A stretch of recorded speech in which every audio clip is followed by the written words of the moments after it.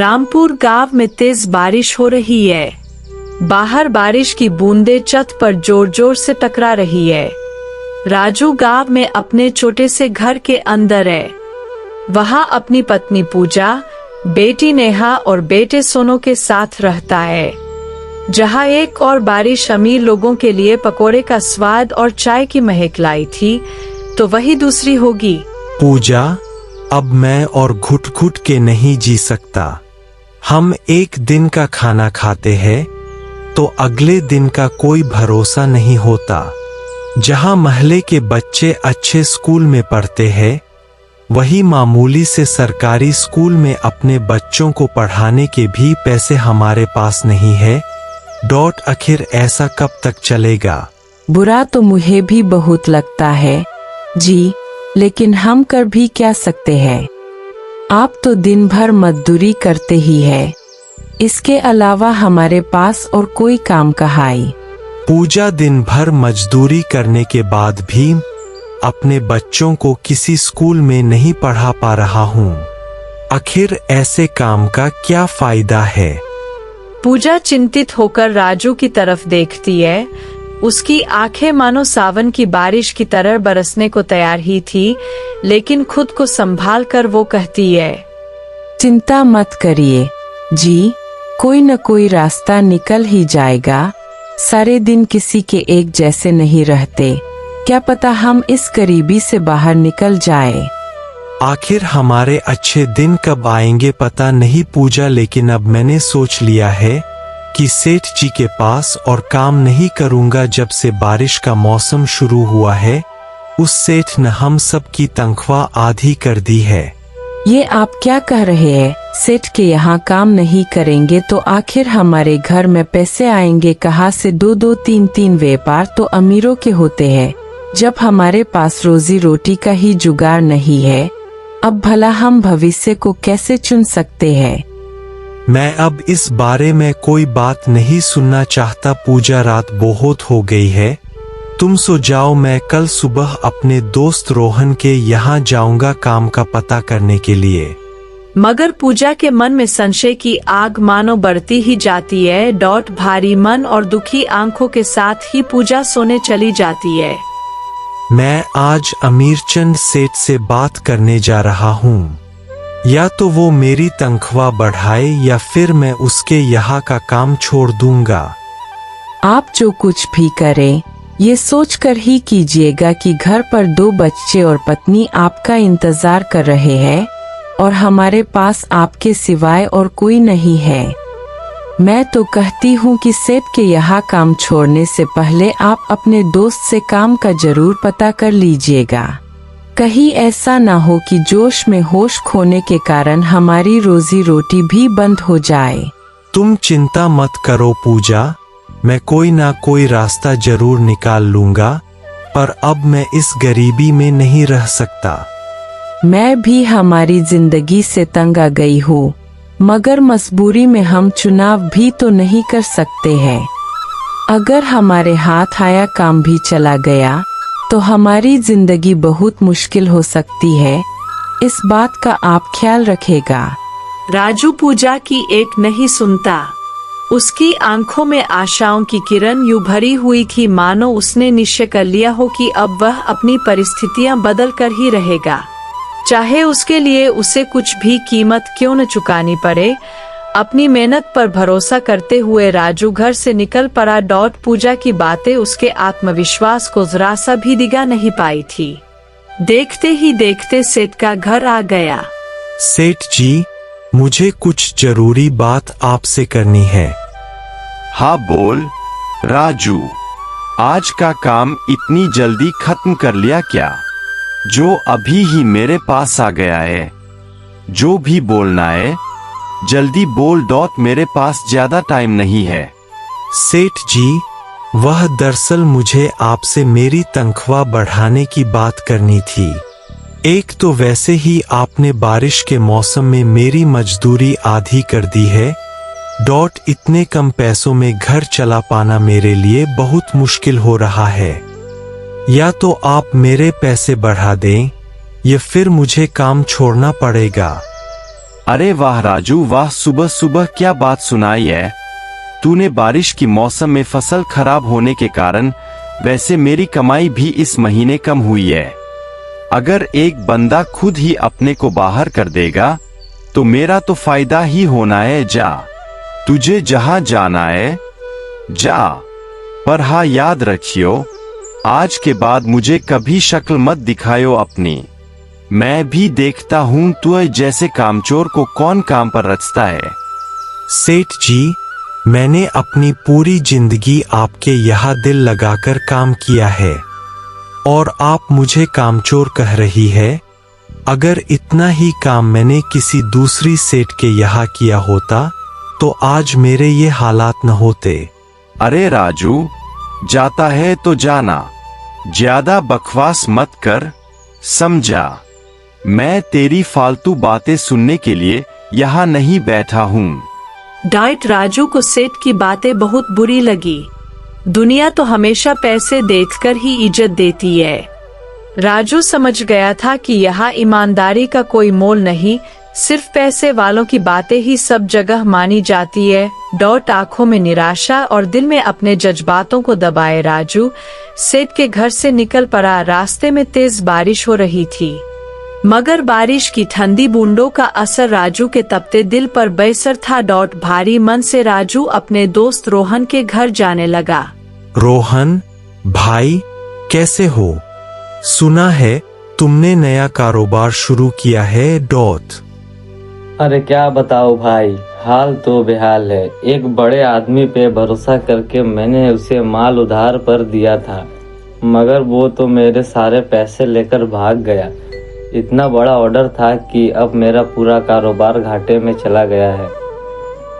सारे कर्मचारियों को काम से निकालना पड़ा। और खैर तुम बताओ, तुम कैसे हो? भाई भाभी बच्चे सब ठीक है ना? अरे क्या बताओ भाई, मेरी जिंदगी में भी कुछ ठीक नहीं। हमें तो रोटी तक के लाले पर गए हैं। डॉट बस जो भी कमाता हूँ वह खर्च हो जाता है, ना कोई बचत ना कोई बोनस। अभी सेठ के यहाँ से आ रहा हूँ। डॉट बारिश के मौसम में उसने हमारी तनख्वाह आधी कर दी थी तो मैंने काम छोड़ दिया। तुम्हारे पास बहुत उम्मीद लेकर आया था, सोचा था तुम कोई काम दी दोगे। मैंने तो बैंक से लोन लिया था भाई, माँ बाप से भी पैसे लिए थे। पूरा कारोबार मेरा घाटे में चला गया है। काम तो छोड़ो, मुझे तो अपनी ही चिंता दिन रात लगी रहती है। देख लो भाई, अगर कोई काम हो तो मुझे बता दो, मैं कोई छोटा मोटा काम भी करने को तैयार हूँ। डॉट बस मेरा घर का खर्चा चल जाए, इतना ही मुझे चाहिए। अरे भाई, तू तो पीछे ही पड़ गया है। मैंने बताया ना तुझे, मैंने सब कर्मचारियों को काम से निकाल दिया है।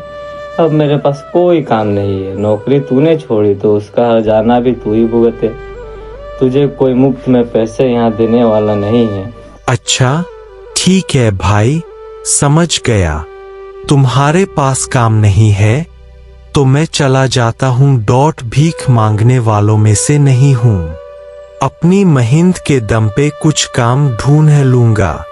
पर अगर तुम्हारे पास कोई काम हो तो मुझे जरूर बता देना। डॉट रास्ते में आते हुए राजू पूजा की बातों को सोचने लगा। उसे लगा कि उसकी पत्नी सही ही कहती थी, गरीबी में चिनार नहीं किया जा सकता। डॉट लेकिन क्योंकि वह सेठ के यहाँ नौकरी छोड़ चुका था, इसलिए अब उसे और कोई रास्ता नजर नहीं आ रहा था। घर जाकर पूजा को क्या जवाब देगा, यही सोचता हुआ राजू रास्ते में आगे बढ़ रहा था। लेकिन उसकी झुकी भौहें और निराशा से भरी आंखें उसके सारे डर खुद ब खुद बयां कर रहे थे। अरे इतनी जल्दी आ गए आप, क्या हुआ? सेठ ने पैसे बढ़ाए क्या? राजू कुछ बोल नहीं पा रहा था। शर्म से उसकी आंखें झुक गई थी। गुरूर में आकर उसने अपने बच्चों का ख्याल तक नहीं किया था। अरे चुप क्यों हैं आप? बोलती क्यों नहीं जी? क्या हुआ है? सेठ ने पैसे बढ़ाए या नहीं? अभी तो निकले थे घर से, इतनी जल्दी कैसे आ गए? आज काम नहीं था क्या? काम नहीं था पूजा, और यो समझ लो कि अब काम होगा भी नहीं। सेठ ने पैसे बढ़ाने से साफ साफ मना कर दिया और मुझे बहुत खरी खोटी भी सुनाई। मैंने उनसे कहा कि मैं आपकी यहाँ इतने सालों से काम कर रहा हूँ। फिर भी उन्होंने मेरी एक न सुने, तो मैंने सेठ की यहाँ की नौकरी छोड़ दी। काम मांगने के लिए अपने दोस्त रोहन के पास भी गया था। पर उसने बताया कि उसका व्यापार भी घाटे में चला गया है। उसने सब कर्मचारियों को काम से निकाल दिया है। सुनिए जी, मैं कहती थी ना, आप ऐसा कोई काम नहीं कीजिएगा जिससे हमारी रोजी रोटी भी चली जाए। हमारे बच्चों तक का ख्याल आपको नहीं आया। हम तो जैसे तैसे पानी पीकर सो जाएंगे। मगर हमारे बच्चे आखिर कैसे भूखे रहेंगे? आपने ये तक नहीं सोचा। जमीनी हकीकत से दूर जाने वालों के यही हाल होते हैं। अब देख लिया ना आपने। चिंता मत करो पूजा। मैं कोई ना कोई और काम जरूर ढूंढ लूंगा, बस मुझे थोड़ा वक्त चाहिए। हमारे मुंह से निवाला तक छीन लिया आपने। और अब आपको और वक्त चाहिए। क्यों? आखिर क्यों आपने मेरे बच्चों की जिंदगी बर्बाद की है? पूजा की हर एक बात सत्य को चुकर आता देख राजू निशब्द हो गया। बेहतर की कल्पना में उसने अच्छे को अलविदा कह दिया था। सारे रास्ते उसने खुद ही बंद कर दिए थे। अच्छा ठीक है पूजा, तुम इतना नाराज मत हो। मैं सेठजी के पास जाकर दोबारा अपनी पुरानी नौकरी में ही काम कर लेता हूँ। पैसे कम थे मगर गुजारा तो चल ही रहा था। मुझे मेरी सीख मिल गई है। अब मैं ऐसा कोई काम नहीं करूँगा जिससे तुम्हें या नेहा और सोनू को नुकसान पहुँचे। बाबा, बाहर कितनी तेज बारिश हो रही है। कल मुझे मेरी दोस्त ईशा बता रही थी कि उसके पापा को उसके लिए हमेशा बारिश में पकोड़े और समोसे लेकर आते हैं। क्या आप भी हमारे लिए एक पार लेकर आएंगे? मुझे रोज रोज बारिश में रोटी खाना अच्छा नहीं लगता। मुझे भी पकोड़े और समोसे खाने हैं। सब लोगों के घरों में अलग अलग तरह की चीजें बनती है। नेहा बेटा, जरूरी नहीं कि जो एक इंसान खाए वही दूसरे लोग भी खाए। हमारे घर में शुरू से ही रोटी ही बनती है। जब तुम बड़ी हो जाओगी ना, तब हम तुम्हें पकोड़े और समोसे भी लाकर दे देंगे। नेहा छोटी थी इसलिए वो अपनी माँ की बात मान जाती है, पर सोनू दुखी हो जाता है और बाहर के खाने की जिद करने लगता है। पापा, आप भी हमें कभी बाहर का कुछ खिलाए ना। गली के सब बच्चे शाम को अपने माँ पापा के साथ बाहर उड़ने जाते हैं। हम तो कहीं नहीं जाते हैं और ना हमारे घर पर कुछ भी नया बनता है। ऐसा क्यों पापा? राजू चुप हो जाता है। वो अपने बच्चों को निराश नहीं करना चाहता था, मगर अब उसे पूजा की बातें साफ साफ समझ में आ रही थी। राजू और पूजा एक दूसरे की तरफ देखते हैं। दोनों की आंखें गरीबी की मजबूरी बयां कर रही थी, मगर बच्चे अभी बहुत छोटे थे। वो ये सब कैसे समझ सकते हैं? पूजा और राजू दोनों के मन में एक ही विचार चल रहा था, नौकरी छोड़ना बेवकूफी था। और उससे भी बढ़कर गलत ये हुआ कि नौकरी छोड़ने से पहले राजू ने एक बार भी रोहन से काम के लिए बात तक नहीं की। और अब दर्दनाक खामोशी को चीर कर राजू करता है। पूजा, सावन के महीने की बारिश है। न जाने कब रुके। मुझे अभी घर से निकल जाना चाहिए। अगर सेठ किसी काम से बाहर चले गए तो मुसीबत हो जाएगी। थोड़ी देर तो रुक जाए जी, क्या पता बारिश अभी रुक ही जाए। राजू अब नहीं रुक सकता था। उसके बच्चों की चिंता उसे अंदर ही अंदर खाए जा रही थी। वो समझ चुका था कि मजदूरी में कोई चुनाव नहीं किया जा सकता। बस उम्मीद की जा सकती है। और इसी उम्मीद के साथ वो सेठ के घर के लिए निकल पड़ा। सेठ जी, क्या आपके पास 2 मिनट होंगे? आपसे बात करनी थी। अमीर चंद सेठ समझ गया कि राजू मजबूर है और वो अब उससे कुछ भी करवा सकता है। अरे राजू, तू अपने घर का रास्ता परख गया है क्या? अभी तो तुझे भगाया था मैंने, पर तू फिर आ गया बेशर्म कहीं का। नहीं सेठ जी, अगर शर्म न होती तो कभी जिम्मेदारी न उठाता, पर मैं अपने कर्तव्य को पूरी ईमानदारी से निभाऊंगा। आप मुझे दोबारा काम पर रख लीजिए। मुझे और कोई काम नहीं मिल पाया। घर पर मेरी पत्नी और बच्चे भूखे हैं। कमाल करता है राजू, तू भी अगर तेरी पत्नी और बच्चे भूखे हैं तो इसमें मेरा क्या? तूने ही मुझे अकर दिखा के नौकरी छोड़ी थी, और मैं तुझे कहा भी था कि अब मुझे अपनी शक्ल मत दिखायो। फिर क्यों आया है? सेठ जी, मैं आपके आगे हाथ जोड़ता हूँ, आपके पैर पड़ता हूँ, मुझे दोबारा काम पे रख लीजिए। मेरे परिवार वालों का मेरे सिवाय और कोई नहीं है। आपको पता ही है कि मैंने आपके सिवाय और किसी सेठ के यहाँ कभी काम नहीं किया है। आप मुझे एक मौका और दीजिए, मैं आपको निराश नहीं करूँगा।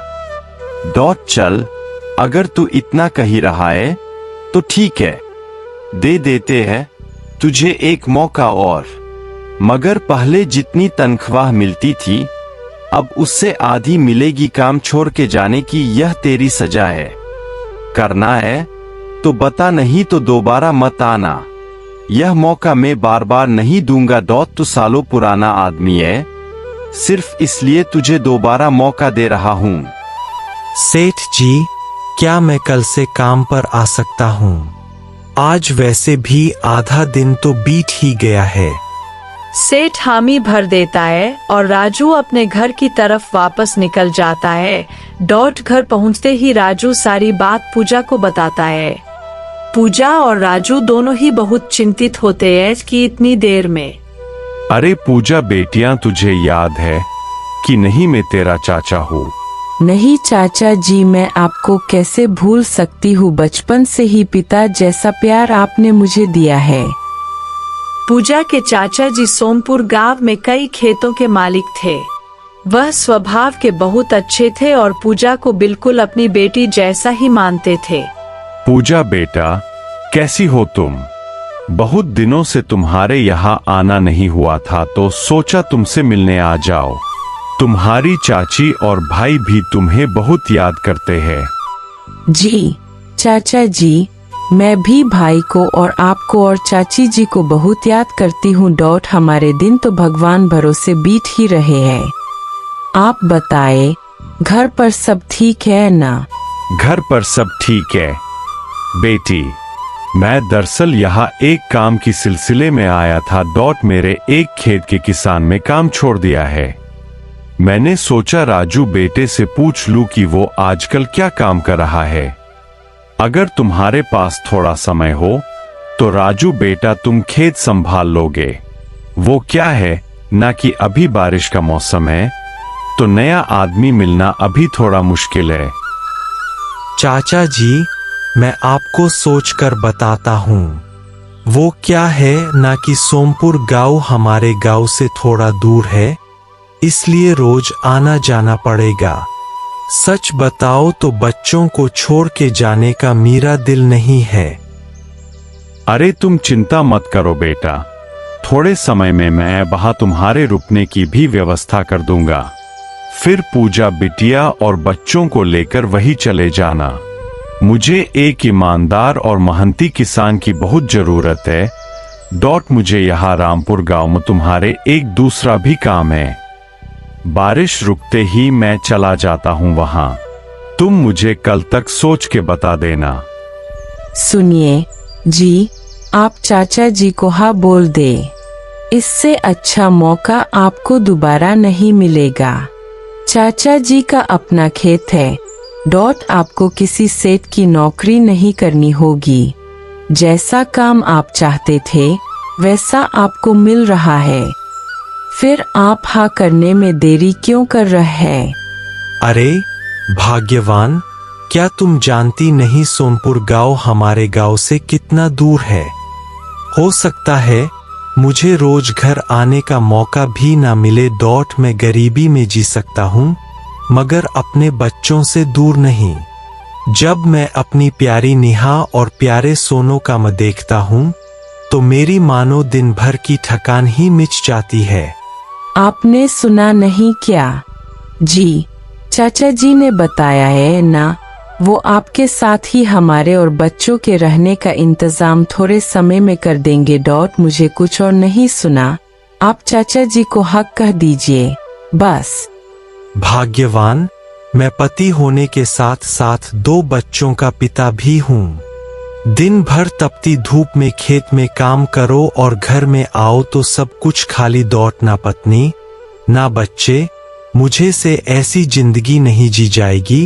भाग्यवान, तुम थोड़ा मेरे बारे में भी तो सोचो। अब और मैं क्या कहूँ जी, आपको तो मानो मेरी बात सुननी ही नहीं है।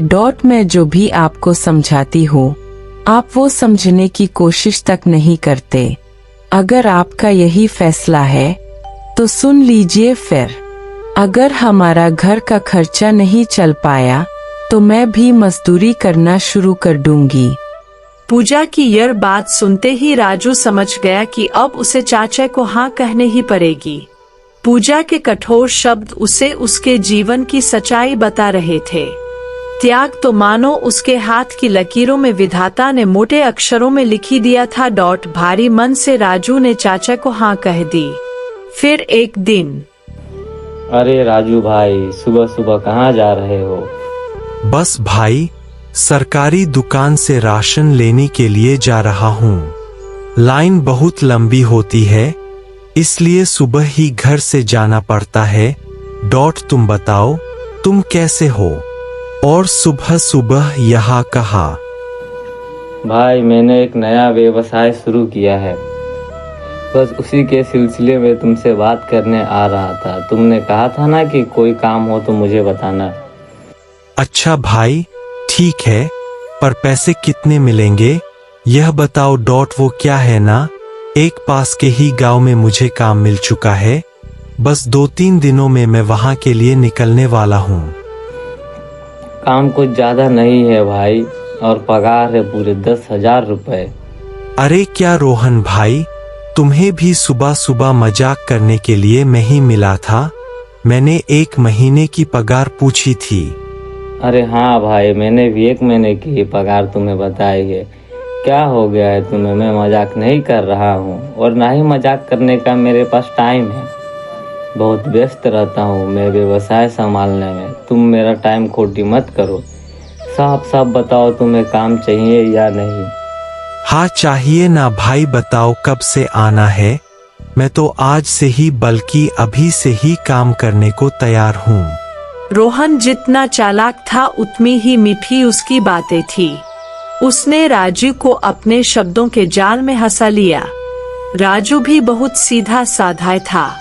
उसने रोहन से ज्यादा सवाल भी नहीं किया और उसे दाल में कुछ काला भी नहीं लगा। खुशी से रोहन की आंखें चमक उठी थी। वो जल्दी ही यह खुशखबरी अपने घर पर सुनाने आ गया। अरे भाग्यवान, बिल्कुल सही कहती थी तुम। सारे दिन एक जैसे नहीं रहते। शायद विधाता ने भी हम पर तरस खाकर हमारे अच्छे दिन लिखती हो। हमारे भाग्य में विधाता का क्या दोष? ये सब तो हमारे ही कर्मों का फल होता है। पर ये बताए, राशन कहाँ है? आप तो सरकारी दुकान पर ही गए थे ना? अरे भाग्यवान, हमारे तो भाग्य खुल गए हैं। भाग्या, पहेलियां मत बुझाए जी, साफ साफ बताए ना कि क्या हुआ है। कोई लॉटरी लगी है क्या आपकी, जो आप इतने खुश दिखाई दे रहे हैं? राजू पूजा को सब कुछ बताता है, लेकिन पूजा खुश नहीं होती, बल्कि उसकी आंखों में तो डर का साया चलकने लगता है, मानो कोई गहरी मुसीबत उसे घेर लेने के लिए आगे आने वाली हो। हमारे गांव में इतनी पगार देने वाला कोई नहीं है। जी, आप फिर से अपने उस दोस्त के चक्कर में आकर गलत निर्णय ले रहे हैं। मुझे तो दाल में कुछ काला लगता है। आपका दोस्त रोहन शहर से आया है। उसकी गलत आदतों की वजह से उसके माँ बाप भी उससे अलग घर में रहते हैं। क्या पता उसका व्यवसाय वैध है भी या नहीं। भाग्यवान, तुम्हें तो बस बेवजह चिंता करने की आदत ही हो गई है। तुम चाचा जी से मना कर देना। मैं अब सोमपुर गांव नौकरी करने नहीं जाऊंगा। मैंने रोहन को पहले ही हाँ कह दिया है और मैं उसी के साथ उसके व्यवसाय में नौकरी करूंगा। राजू की ये बात कहने की ही देर थी कि बाहर फिर से जोर जोर से बारिश आने लगती है। लगता है कि सावन की बारिश मानो चेतावनी दे रही है और राजू को रुकने के लिए कह रही है। आप फिर से मेरी बात नहीं मान रहे हैं। जी, कहीं ऐसा ना हो कि आप किसी बहुत बड़ी मुसीबत में पड़ जाएं। लालच बहुत बुरी बला होती है। संतोष करके हम चैन की नींद तो सो सकते हैं। कहीं ऐसा ना हो कि लालच की वजह से हमारी रातों की नींद ही उड़ जाए। पूजा राजू को बहुत समझाती है, मगर राजू पूजा की एक नहीं सुनता। वो सोमपुर गांव में खेत संभालने के बजाय रोहन के गोदाम में काम करना शुरू कर देता है। 2-3 महीने तक सब सही चलता है। राजू हर महीने की पगार पाकर खुश था, मगर पूजा को वह पैसे मानो उधार के पैसे लगते थे। राजू ने अपने बच्चों का दाखिला स्कूल में करवा दिया था और नेहा और सोनू भी स्कूल जाकर बहुत खुश थे। तो इसे कहते हैं सुकून की जिंदगी। कब किसका समय बदल जाए कुछ पता नहीं। अभी कुछ महीने पहले तक ही मैं दूसरों के बच्चों को स्कूल जाता हुआ देखकर दुखी होता था और आज देखो मैं अपने बच्चों को स्कूल जाता हुआ देखकर फूला नहीं समाता। वक्त आखिर बदल ही जाता है।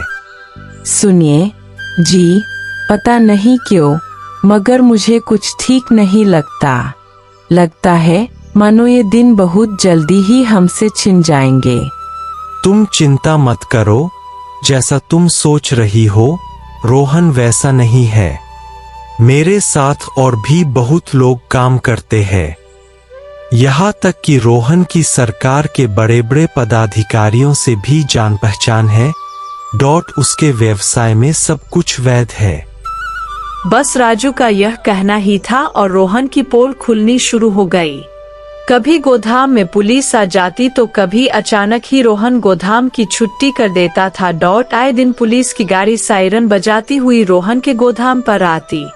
कर्मचारियों की पूछने पर रोहन उन्हें कुछ बताता नहीं था।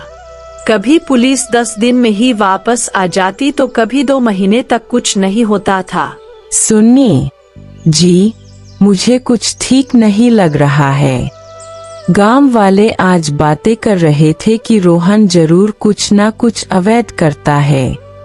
उसके और पुलिस के बीच क्या बात होती है ये तो किसी को कानो कान पता भी नहीं लगता। आपका तो वो दोस्त है ना, क्या आप उससे नहीं पूछते कि आखिर ये सब माजरा क्या है? कह तो तुम सही रही हो भाग्यवान। मैंने भी 1-2 बार रोहन से पूछने की कोशिश की, मगर उसने कहा कि चिंता करने लायक कुछ नहीं है। और पुलिस वाले भी वह रोहन से बात करके वापस चले जाते हैं। सच बताऊं तो अब तो मुझे भी लगने लगा है जैसे दाल में कुछ काला है। मैं भी अब वहां ज्यादा दिन काम नहीं करना चाहता।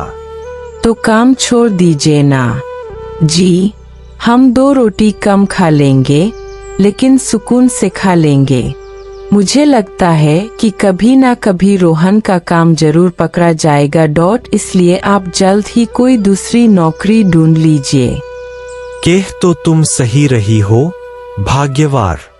मैं जल्द ही कोई दूसरा काम ढूंढने की कोशिश करता हूँ। दूसरा काम मिलना इतना आसान तो है नहीं।